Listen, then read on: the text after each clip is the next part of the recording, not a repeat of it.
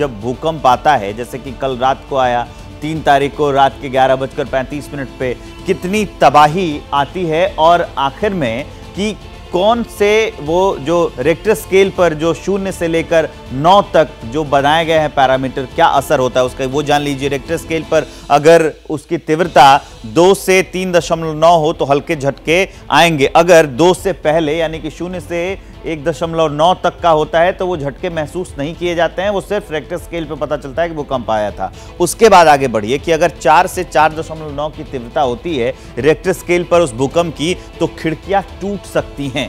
आगे बढ़िए कि 4.9 के बाद आंकड़ा आ जाता है 5 का। 5 से 5.9 के बीच अगर जो है भूकंप की तीव्रता है तो मकानों में अब दरारें आ सकती हैं, ये इतना खतरनाक होता है। अब आइए 6 से 6.9 जो कल रात का भूकंप था, कल रात को 6 से 6.9 के बीच यानी 6.4 का भूकंप आया था। इससे क्या क्या असर पड़ता है? कच्चे घर अगर हैं तो वो गिर सकते हैं, इमारतों की नींव दरक सकती है, ऊपरी मंजिलों को नुकसान पहुंच सकता है अगर ये आए तो। उसके बाद 7 से 7.9 का जो भूकंप होता है, जिसका उसमें असर ये होता है कि इमारतें, मकान गिरने से भारी नुकसान होता है। ये पैरामीटर है। और जो आखिरी 8 से 8.9 के बीच में अगर भूकंप के झटके महसूस किए गए तो क्या होता है कि इमारतों समेत जो बड़े बड़े पुल होते हैं वो गिर जाते हैं। ये खतरनाक माना गया है और 9 से ज्यादा ये सबसे ज्यादा तबाही लेकर आते हैं,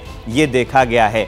और इस सब बातों के अलावा एक और इंपॉर्टेंट बात है कि भूकंप के जो झटके थे वो कितने थे और वो कितनी देर तक रहते हैं, ये भी काफ़ी अहम है कि अगर वो ज़्यादा देर रहेंगे, लंबे समय तक रहेंगे तो वो बहुत ज़्यादा मचाएंगे तबाही। और अब आपको बताते हैं कि भूकंप आने की वजह क्या है।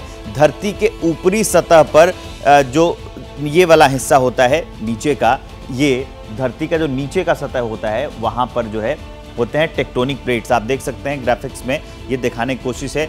ये जो टेक्टोनिक प्लेट्स हैं ये तैरते रहते हैं मैग्मा पर। टेक्टोनिक प्लेट के टकराने की वजह से भूकंप पैदा होता है। वो टकराते क्यों हैं? क्योंकि जो नीचे तरल अवस्था में जो धातु हैं वो पाई जाती है और उनके ऊपर प्लेट जो है वो तैरती रहती हैं। अब प्लेट ये तैरती तैरती कभी कभार ऐसा होता है कि इन दोनों का कॉलिजन हो जाता है, आके टकरा जाती हैं। जब टेक्टोनिक प्लेट्स आके जब टकराती हैं तो उससे कंपन उत्पन्न होता है, उससे वाइब्रेशन उत्पन्न होता है और वही जो वाइब्रेशन होता है वही भूकंप लेकर आता है, वही भूकंप होता है। जहां पे टकराएंगी वहां पर सबसे ज्यादा झटके उसके महसूस किए जाते हैं। टेक्टोनिक प्लेट के एक दूसरे में रगड़ खाने की वजह से ये जो धरती है वो हिलती है। ये इस वजह से हम आपको बता दें कई बार हफ्तों तक या महीनों तक रह कर ये कॉलिजन होता रहता है। जो प्लेट्स हैं वो आपस में टकराती रहती हैं, इसलिए भूकंप के बाद भी झटके आते रहते हैं, जिसको आफ्टर शॉक्स बोलते हैं। लोग कहते हैं कि भूकंप आ गया उसके बाद भी झटके आते रहते हैं, इसलिए आदमी को अलर्ट रहना चाहिए उस समय पर। ये हमने आपको कारण बताया। कारण इसलिए बता रहे हैं क्योंकि कल रात को 3 नवंबर को 11:35 पर भूकंप के झटके महसूस किए गए। 6.4 उसकी तीव्रता थी और उससे नेपाल में भारी तबाही हुई है।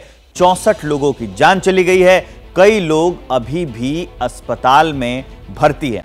जब सियासत के शोर में खबर खोने लगे, जब सूचनाएं कम, हंगामा ज्यादा होने लगे, तब जरूरी है संविधान के पन्ने पलटना, खबर की तह हटाकर आगे निकलना। मगर ये करेगा कौन? इसलिए अब टूटेगा मौन, जिसे मालूम है सियासत की बिसात, जिसने देखी है सत्ता की शह और मार। पक्की खबर, सच्ची बात, 1 घंटे सिर्फ आपके साथ, भारत की बात, रोहित सिंह सावल के साथ, सिर्फ एबीपी न्यूज पर।